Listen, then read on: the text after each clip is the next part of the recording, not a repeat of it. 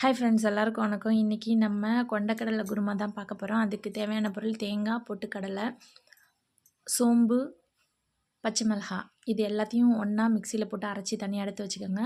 ஒரு வாணலியில் எண்ணெய் ஊற்றி பட்டை, கிராம்பு, கொஞ்சம் சோம்பு, கருவேப்பிலை, வெங்காயம் இதை நல்லா பச்சை வாசனை போகிற வரைக்கும் வதக்கிக்கோங்க. அது கூடவே பச்சை மிளகாய் 4 பச்சை மிளகாய் உங்களுக்கு தேவைப்படுற காரத்துக்கு போட்டுக்கோங்க. அது கூட தக்காளி, இஞ்சி பூண்டு பேஸ்ட்டு, புதினா இருந்துச்சுன்னா போட்டுக்கிட்டிங்கன்னா ரொம்ப நல்ல வாசமாக அடிக்கும். கொஞ்சம் உப்பு போட்டுக்கிட்டிங்கன்னா சீக்கிரமாக இதெல்லாம் வதங்கிடும்.